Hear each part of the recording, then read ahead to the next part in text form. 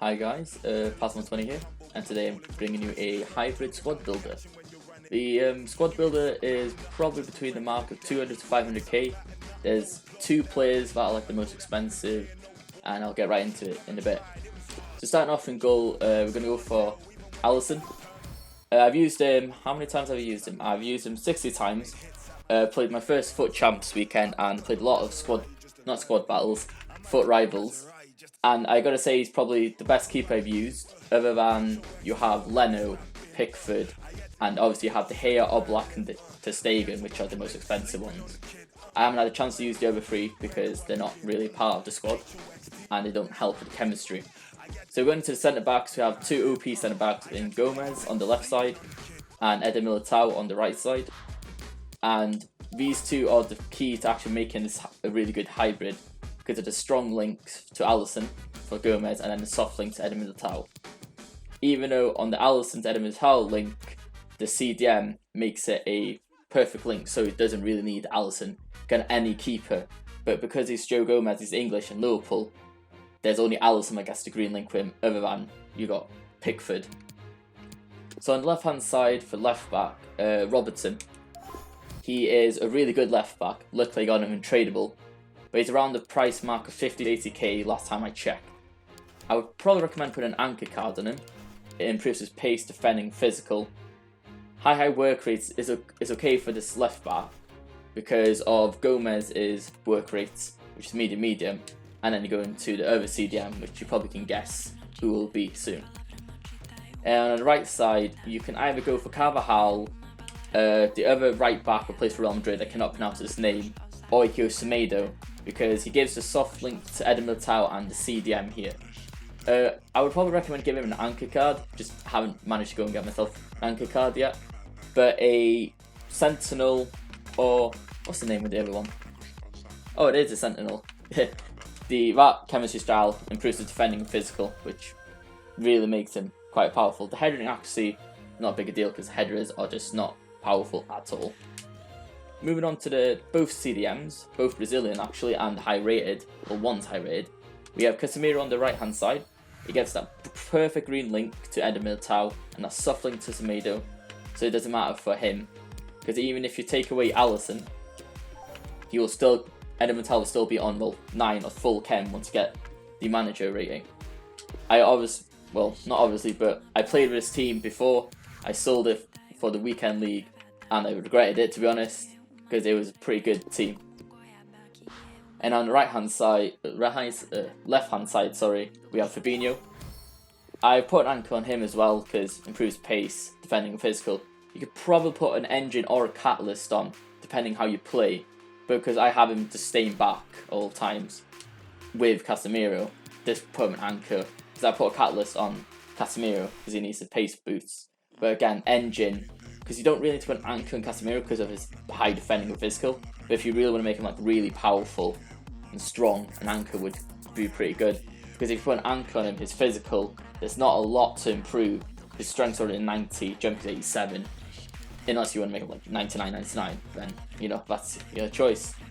So this is the two CDMs and the backline and the keeper. It's a really strong backline. It's got enough pace in the backline. You've got 92, 79, 81 and 85. Put an anchor in all of them, and maybe if you want to go Sentinel for Semedo because he's already got a lot of pace. If you want to go over the top, then anchor would obviously work for him. With Casemiro and Fabinho, they might be a bit slower, but they're strong and they've got good passing abilities, even though in their 70s. So put in an engine and a catalyst might work. But for Fabinho, he's got good short passing, long passing anyway, and his vision's alright. The agility wise, that's the only downside to both of these CDMs. So if they have really fast, quick cams or strikers, it might take a little time to make your CDMs turn around and get him quickly. But if you use the new method of defending with the jockey, then you could probably keep them at bay probably for most of the time. So that's the two leagues, and the rest of the top 4 now are really OP players. And we're starting off with Havertz, who's going to be on the right side, and then we're going to have a centre mid, but you can easily just come him into a cam. But the way he plays is a Goretzka, Now, out of these two, I would obviously put Havertz on the right hand side so he can cut in and use his left foot. He does have 81 finishing, the long shots ain't the greatest, and curves 79, but his 6'2" presence and his 4-star gives him a pretty overall decent type of midfield, because you can convert into a different formation. Having 10 mid, he can play both, or even right mid if you really desire. I put an engine on him because, well, you need a bit of pace boost, passing and dribbling. Even though the dribbling's already good, you bring his agility up to like much better now. Balances even better. It really helps. The composure already 84. He's decent stamina, and he's a really good player to use. For Goretzka, he's an all-round beast really. Good height, good work rate for a cam really. 4-star weak for 3-star skill moves is alright. The 3-star skill moves doesn't bother that much because it's the new dribbling, strafe dribbling. The weak foot's really good because he does have fairly decent shooting, but because of his all-round stats, he can literally play CDM, cam, centre mid. You can put him up top if you want to, but if you're going to do that, just put a dead eye on him, at least, or maybe a sniper to improve the dribbling. But that's only if you want to play as a drop back into like a full 9 or just target man. But he plays best as a cam for me. And on the left hand side, centre forward, luckily they already have the chemistry links and bonus, so it wouldn't matter, is Marco Reus. Funny enough, lucky to got him untradeable, but he's the most expensive player of the team. He goes around between 250 to 350 that price range. I'm not 100% sure on the prices, but that's between that. Maybe the price has gone down comparing if it's on Xbox or PlayStation or even PC. But the goals and records maybe don't show that much, but the way I play is not attacking, it's more of keeping the ball and then picking your moments. His stats speak for himself, you know, great pace, shooting, passing, dribbling. Physical's not the worst. Whack a, finish on him, his physical might go up. But I've put Hawk on to give him that extra pace boost, so now he's in a high 90s, or 90s actually. The shooting, he goes into high 90s now. Passing, dribbling's okay already. You can put an engine on him. Whichever way makes him give pace and better passing, better dribbling. And then up top is one of my favourite players I've used so far is Timo Werner. His pace already is just outstanding. Probably the only downside to him is having 74 composure, which is not the greatest for a striker that you want to score the most goals for. His stats are pretty good at the moment. But yeah, good finishing. I would have put a Hawk on him. I did that last time. It helps a lot with the pace aspect, because he's got such high pace already. It's kind of not necessary of the way the team works, because he already beats most defenders other than your OP ones.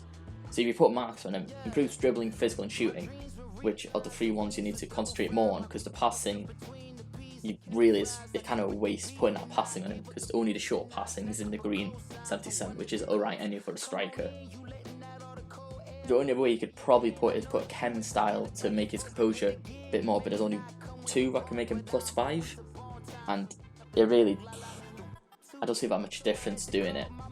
The jumping is okay because he can win some headers because he's 5'11", decent height, weak foot 4-star, skill moves 3-star, pretty good, decent work rate. He's got the high medium, but probably better if he was high low.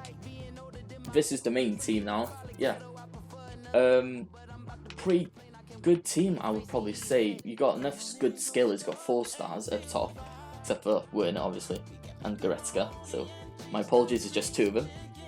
Oh, you got Semedo as a right back for skill moves, but if you want to play from the back and just dribble around the wing and then cross it in, if you're going to cross it, I would probably recommend just doing an RB and X instead of a normal X cross, because headers are just not effective this year.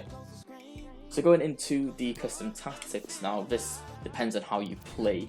For me, I'm a bit of a drop back player, which I like to have the team attack me. I try to contain it, I get the ball, and then I counter attack with a fast builder. But if you put your depth too low, then the players are easily just gonna, well, it says in the description, but you'll see that players can easily go through and just take long shots and, pass it between defenders and get your defenders committed. If you put your depth decent enough around the mid tier, you can get your team to push up when it's necessary, win the ball back and go attacking and counting. And then another formation you could use, and a little tactic, I learned from someone else, is that if you go to the 4-1-2-1-2, put press after possession loss, put depth and width decent in the middle again, fast build up again, this will pressure your opponent to make mistakes and try to pass it from the back, try to kick it over the ball. Because you have your height in defence and CDMs, they can easily win back the ball with headers and then play the attack again and put pressure on their defence to make mistakes. So for the instructions for this type of formation is stay back on all the defenders, then you have stay back while attacking on the CDM, which I put Casemiro because he's the slowest. For Fabinho as well on the left side, stay back because he's a defensive minded player. But Goretzka are normal, Havertz at cam, Royce and Werner either striker. You can put them on either side, whichever you decide, because they both have 4-star. I would probably put Royce in just because he's got better curve for the 4-star. Cut in if you need. Get in behind both of them because they got pace. The only other thing you could do is you could probably put Havertz in strike, put Royce in cam, then put Havertz as a drop back. So then Royce will make the runs in behind, creates more space for Goretzka and Werner to make space to score goals. For the tactics for the normal 4-2-3-1, you would have 4 in the back, stay back, it's neutral. It hasn't been done here because I changed it, so you'd put stay back, both of them. Fabinho, you would put stay back while attacking, and then you go centre. Casemiro, same thing, and it's cover centre. If you want one of your CDMs to go up a bit, if you want to go attacking with this formation, you'd put Casemiro on stay back, and then you'd put Fabinho as dropping between defenders, so he will keep his shape. No, I'm sorry, that's the other way around. So he would go stay back, and Casemiro would go drop in between defenders. For some reason, it's weird when I play, because Casemiro stays back when he uses that tactic, and then Fabinho goes up. It's weird, but it should be the other way around, but I guess how it works. For the free midfield, you'd go get in behind, or get into the cross. So you just put them on. That would make them do some runs in behind, because there's no obvious thing to put in getting behind. And up top, you'd put getting behind. If you want to go attacking, keep a player up, obviously, you'd have your player to go stay forward. For me, I put stay forward, because then all these three would drop back, because they got decent work rates to come back defending and go back up attacking. For the roles, you'd probably best put Royce to put him, he's decent height, so he's not like, not the tallest, so you can actually cross him in because you've got a good height. And all the other team. Penalties, yeah, I've got Fabinho or Royce. Probably put Royce. Free kick, no biggie. You just put Royce. Captain, desirable. Just put Robertson because I'm a little fan. I like Robertson. And yeah, that would be the custom tactics of this team. For me, this team is quite OP. It's a bit expensive, but for the majority of people probably packing players, trading, and how the FIFA goes now, probably the majority of people would be able to get this team at some point. This probably the team will go cheaper. Probably the best time to buy these players is between now and Wednesday, because when Monday and Thursday, because that's when people get a refresh, maybe build new teams, sell the old players for a bit cheaper because they want the money to build new teams before not the market crash, but the FUT Champs prices come up on Friday, Thursday night, we'll say, because that's when people, not panicking, but be willing to buy players, get the team sorted before FUT Champs. And if you want to sell players to make some money, then obviously Friday and Thursday would be the perfect time to sell players. So that's the team. I will play a few games to show you some highlights of the players. I'll edit them out for the best picks, best defensive skills, attacking skills, and even skill moves if I can manage it. Yeah, so thanks for listening to this squad builder, and I hope you enjoyed the highlights.